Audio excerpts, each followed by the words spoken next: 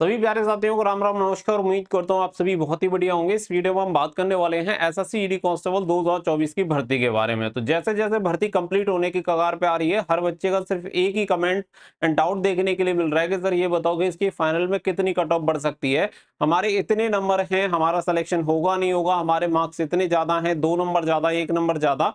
तो अगर आपने 2024 की भर्ती में पार्टिसिपेशन किया है या फिर करने वाले हैं तो वीडियो को लास्ट तक ध्यान से देख लेना। वीडियो पसंद आए तो वीडियो को लाइक शेयर करके चैनल को सब्सक्राइब कर लें और बेल आइकन पर प्रेस कर लें ताकि फ्यूचर में आने वाली हर एक अपडेट का नोटिफिकेशन आपको सबसे पहले मिलता रहे। आगे बढ़ते हैं और पॉइंट वाइज आपको सारी चीजें क्लियर करते हैं। सबसे पहले जो भी बच्चे एसएससी ईडी 2025 की तैयारी कर रहे हैं उनके लिए दिवाली का स्पेशल ऑफर आ चुका है, जिसमें आप सभी को बता दें कि दिवाली धमाका ऑफर आप सभी को एसएससी जीडी मिशन वर्दी बैच में आपको मिल जाएगा, जिसमें आपको भी 75% ऑफ देखने के लिए मिल जाएगा। और ये बैच केवल आप 51 रुपीज में एनरोल कर सकते हैं। इसके बाद ये जो प्राइस होगा 199 हो जाएगा बढ़ के। तो फटाफट से जाइए और इसमें एनरोल कर लीजिए। आप सभी को ये ऑफर 2 नवंबर तक देखने के लिए मिलेगा। इसके बाद इसका जो प्राइस होगा दोबारा से हाइक होकर 199 रुपए हो जाएगा। तो जो भी बच्चे तैयारी करना चाहते हैं वो केवल 51 रुपए में जाके इसमें बैच में एनरोल कर सकते हैं, जिसमें लाइव क्लासेस वगैरह सारी चीजें आपको सभी सब्जेक्ट की देखने के लिए मिल जाएंगी। इसके अलावा अगर आपको टेस्ट सीरीज चाहिए, मॉक टेस्ट सीरीज आपको हिंदी और इंग्लिश बाइलिंगुअल आपको मिल जाएगी और ये केवल 99 रुपीज में आप सभी को दी गई है। जो बच्चे मॉक टेस्ट देके अपना तैयारी का लेवल चेक करना चाहते हैं कि कितनी तैयारी हमारी हो चुकी है तो वो जाके इसमें एनरोल कर सकते हैं। इसमें फुल लेंथ आपको मिल जाएंगे। इसके बाद आपकी जो सेक्शनल होंगे वो सेक्शनल भी हम इसमें अपडेट करवा देंगे एज पर सिलेबस आपके लिए गए हैं। एप्लीकेशन का लिंक दिया गया है वीडियो के डिस्क्रिप्शन में, वहां से जाके आप एप्लीकेशन को डाउनलोड कर सकते हैं या गूगल प्ले स्टोर से स्टडी फॉर ड्रीम्स 2.0 डाउनलोड करके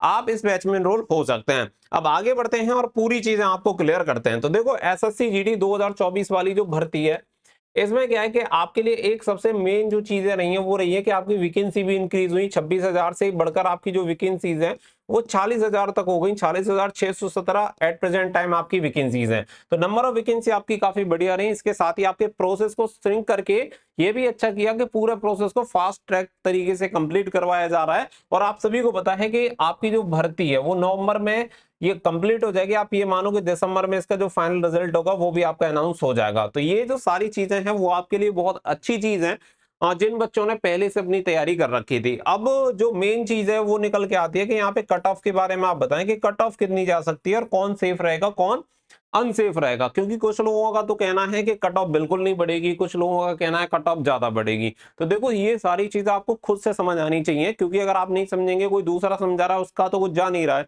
लेकिन आपका बहुत कुछ जा रहा है। अब यहाँ पे देखते हैं चीजें कैसे आपकी काम करेंगी। देखो अगर मैं बात करूं तो टोटल नंबर ऑफ वैकेंसी है 46,617।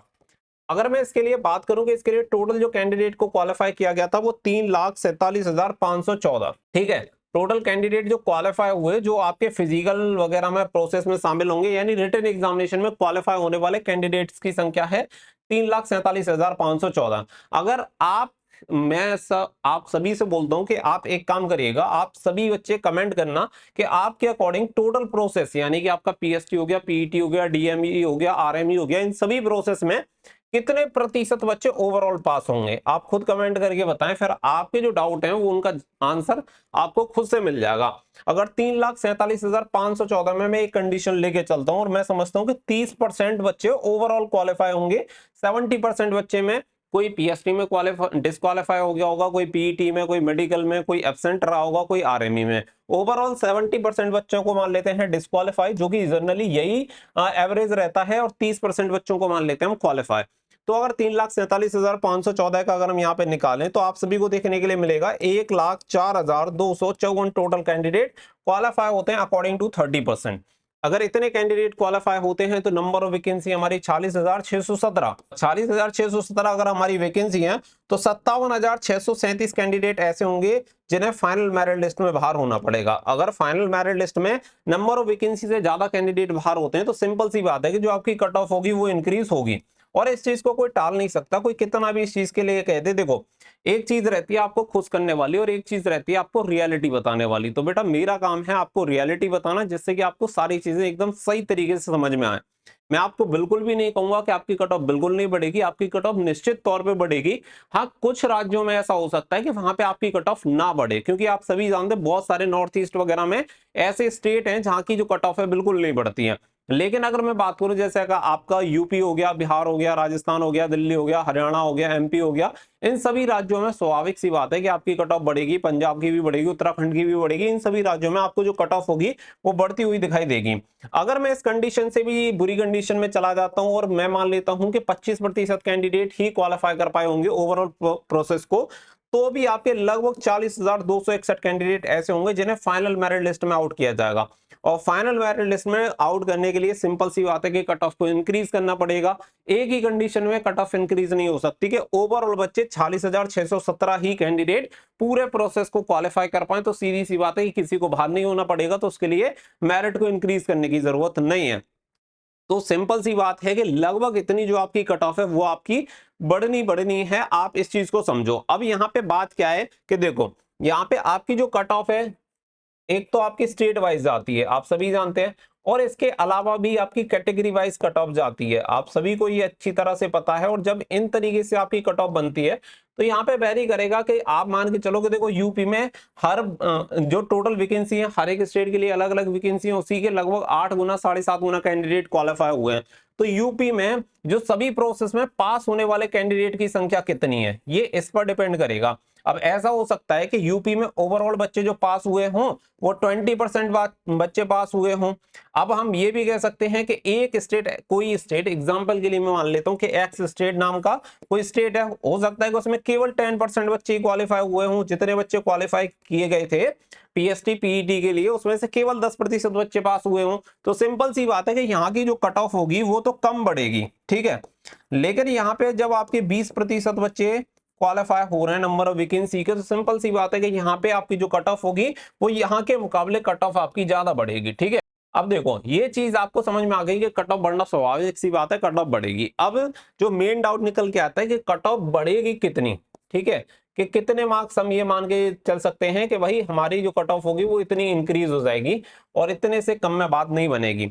तो ये वेरी करता है स्टेट टू स्टेट, एक स्टेट के अकॉर्डिंग ये चीजें कभी भी नहीं बताई जा सकती और ना ही कोई प्रेडिक्ट कर सकता है कितनी आपकी कट ऑफ बढ़ेगी। लेकिन जनरली मैं आपको एक नॉर्मल सी चीज बता रहा हूं कि अगर आपके 2 से 3 मार्क्स भी ज्यादा हैं तो आप अपने आप को सेफ कैटेगरी में लेके चल सकते हैं। मैं ये नहीं कह रहा हूं कि इससे कम वाले का सिलेक्शन नहीं हो सकता, बिल्कुल हो सकता है, क्योंकि यहाँ पे किसी कैटेगरी का और किसी स्टेट का किसी के पास कोई एग्जैक्ट डेटा तो है नहीं।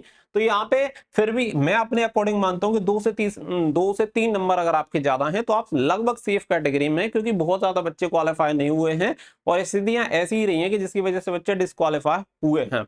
तो आपके इतने नंबर आ रहे हैं तो आपका जो टाइम है उसे एंजॉय करो, क्योंकि देखो दिसंबर में आपका फाइनल हो जाएगा और आई होप कि आप जनवरी या फरवरी में आप ट्रेनिंग के लिए भी चले जाओगे। तो जितना आपके पास टाइम है उसे सही तरीके से अपनी फैमिली के साथ बिताओ, स्पेंड करो, वो आपके लिए बेटर है। बाकी का जो कट ऑफ का है, कोई आपको कह रहा है कि 0 नंबर बढ़ेगी, तो हो सकता है कि भाई 0 नंबर बढ़े उसके अकॉर्डिंग, बट हमारे अकॉर्डिंग तो बेटा आपकी कट ऑफ बढ़ेगी। और जनरली जहां पे सबसे ज्यादा कंपटीशन वाले जो राज्य हैं उनमें तो निश्चित तौर पे बढ़ेगी।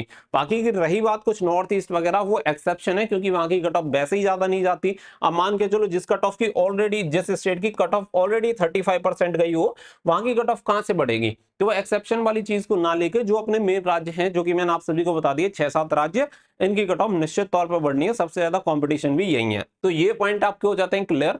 बाकी का किसी भी बच्चे को एसएससी जीडी 2025 के बैच में एनरोल होना है तो फटाफट से हो जाना, क्योंकि 51 रुपए में आप सभी के लिए लिमिटेड टाइम के लिए ऑफर चल रहा है। तो आप इसमें कनेक्ट हो जाए, बाकी के दोस्तों के साथ शेयर भी करें जो भी 2025 की तैयारी कर रहे हैं। होपफुली आपको जो पॉइंट है वो क्लियर हो गया होगा। आप कितनी भी कट ऑफ की वीडियो देखो, लेकिन फाइनल कंक्लूजन यही निकलेगा कि आप और वीडियोस देखते रहोगे। सबसे बेटर ऑप्शन यही है कि आपका अगर फिजिकल मेडिकल एग्जामिनेशन हो गया है तो टेंशन फ्री रहिए, नहीं हुआ है तो थोड़ा पेशेंस रखिए, सारी चीजें सही होंगी। अगर आपने सही तरीके से सारी चीजों को किया है और मेहनत की है तो उसके रिजल्ट भी आपको निश्चित तौर पर मिलेंगे। होपफुली वीडियो आपको पसंद आई होगी। वीडियो पसंद आई हो तो वीडियो को लाइक शेयर करके चैनल को सब्सक्राइब कर दें। मिलेंगे नेक्स्ट वीडियो में। So thank you for watching. जय हिंद, जय भारत।